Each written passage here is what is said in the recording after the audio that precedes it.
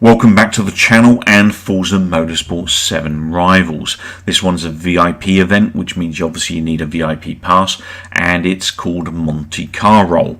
And it's called that because we get to drive the 1980 number 31 Lancia Core Speeder Monte Carlo Turbo. The circuit is Watkins Glen full circuit, which for me is probably one of my favourite circuits from Forza Motorsport 6 and 7 for sure. And it's an R825 spec vehicle at base, so there are no tunes, no upgrades for this car.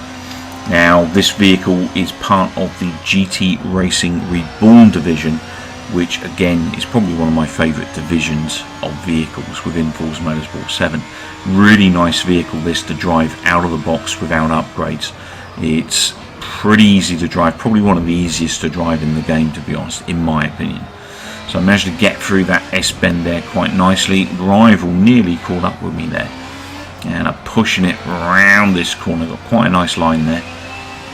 Not quite as wide as I could have been, hence not as fast as I could have been there. I really don't like this corner at all, as you can tell. And again, I could have been a little bit wider there, a little bit more speed, so I lost some speed there. And then into this uphill section. Now this is actually my second lap, so it's my first rolling lap, and my first lap was so good the second lap is at the moment, you know, proving to be quite a fast lap for me, so I'm probably going to stay with this if I get it clean. So fingers crossed that I can keep this clean to the end of the round and also keep my rival at bay, who's right on top of me there. So another really tight left-hander here. Push it all the way out. Didn't quite go as wide as I probably could have done. Got some more speed there. Again, another tightish corner. This one's quite a long corner. Changed down gear there. Stopped myself going wide into third as we go into the final straight. Push it out nice and wide. Again, not quite as wide as I could have been. Didn't quite get maximum speed there, but I think that'll do. So on my first rolling lap, I managed to pull in a 1 minute 47 seconds .653. The world leaderboard time for this particular event is a 1 minute 38 seconds .922. That leaves me just over 8.5 seconds off the pace, which is close to my average, so not too bad.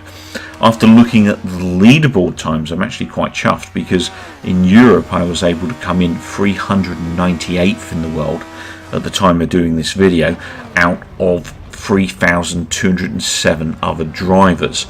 That put me in the top 12% within Europe, and worldwide I was able to come in 625th out of 5,767 other drivers, and that put me in the top 11%.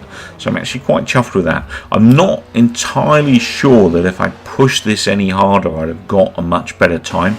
I think this was, for me, nigh on a perfect lap as far as I drive. I mean, maybe I could have changed some configurations in terms of assist that might have helped me a little bit better.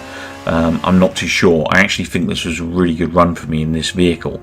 I'm actually quite chuffed with the time and the placings I got at this point in time. I may revisit this at a later date, we'll see. But pretty good lines here in general. You know, out in and out of the apex is not as wide as I could have been. I could have been much wider there. Obviously, the more width of the apex you take as you exit the apex, and the faster you drive out of the apex, the quicker you're going to be going, the less time you're going to be accruing as you get around the lap. And there are at least 3 or 4 of these, turns that I didn't use the maximum width of the apex, so I will have lost some seconds there. Either way, I'm pretty happy with this run.